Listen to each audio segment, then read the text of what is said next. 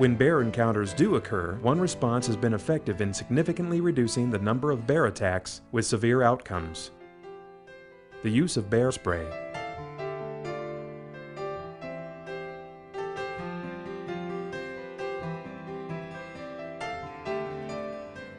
Many can testify to the effectiveness of bear spray as a bear deterrent. From bear specialists to outfitters, guides and hunters. But what exactly is bear spray and what makes for a good choice? Be certain you're purchasing bear spray, not personal defense or law enforcement spray. Bear spray is clearly identified on the label. All bear sprays are required by the Environmental Protection Agency to show at least one of the following. Bear deterrent, to deter bears from attacking humans. The label will clearly identify the proper ingredients such as capsaicin and related capsaicinoids, derived from oleoresin of capsicum. The active ingredient content should fall between 1 and 2%.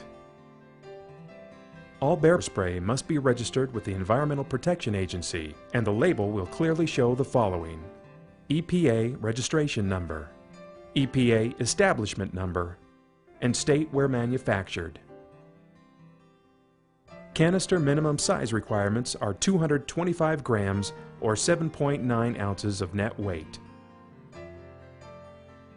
Read the label thoroughly for the following: detailed precautions, directions for use, and storage and disposal instructions listed on the canister.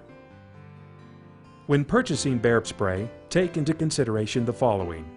You may have more than one encounter with a bear. You may have more than one bear charging you simultaneously.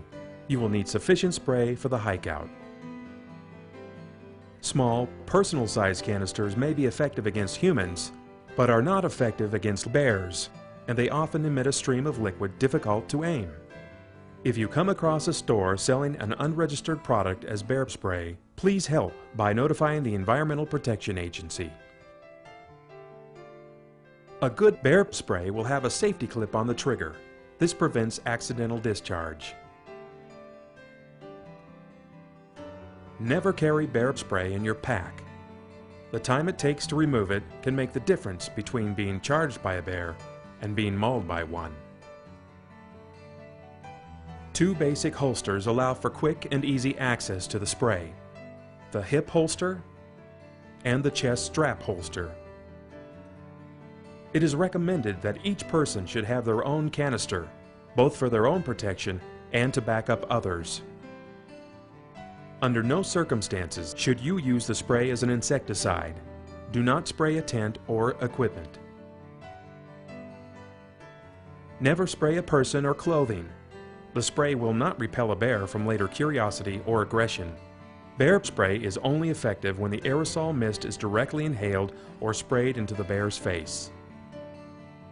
In terms of human health and safety, there are a few things to remember. Asthmatics should avoid inhaling the spray. Contact lenses may be permanently damaged by exposure. If skin or eyes come into contact with the spray, flush with plenty of water. If you inhale the spray, move to an area of fresh air. The effects of the spray will wear off after about an hour. Bear spray should be transported in the trunk or back of the vehicle in a sealed bag or canister. Avoid handling in the car. Avoid storing in direct sunlight or in temperatures above 120 degrees. Avoid risk of puncturing the canister. Certain weather and habitat conditions may affect the use of bear spray. With wind, there are two concerns: speed and direction. A strong side wind will blow the mist of spray to the side. A strong headwind will blow the spray back at you. Even a mild headwind may eventually expose you to spray if you do not leave the area. Extreme heat or cold may reduce effectiveness. Be extra alert in limited sight areas. Bear spray is non-lethal to bears and causes them to experience the following: eye irritation, choking, coughing, nausea, reduced breathing, and inflammation of the skin, all distracting a bear from its charge. If you are new to bear spray, practice spraying a couple of times. Also, it is recommended to test fire each new canister to make sure it works properly. Always test outside with any wind at your back. First, flip off the safety clip. Make sure the nozzle is aimed away from you. Press the trigger with a short test burst.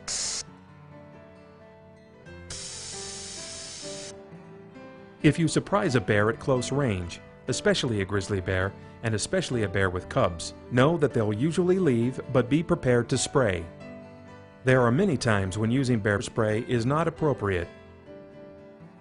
If a bear is in the distance, do not approach or attempt to spray them. If a bear is nearby but not being aggressive or coming towards you, be prepared to spray, but try to leave the area first. If you spot or suspect a bear in the area, don't spray, but be prepared by removing the can from your holster and removing the safety clip. When spraying a charging bear, especially shooting from the holster, you may not have time to aim. Try to spray early enough so the bear, if charging, runs into the whitest bear spray cloud. If a bear begins to charge, spray when the bear is within 30 to 40 feet.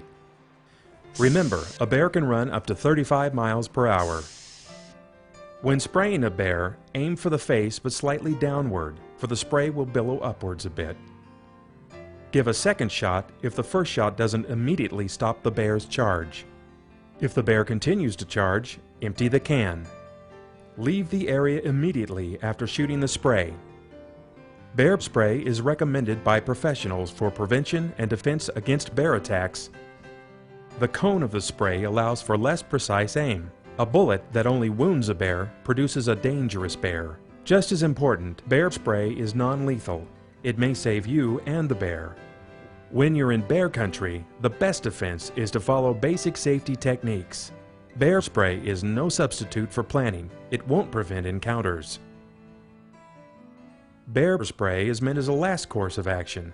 It is no replacement for common sense.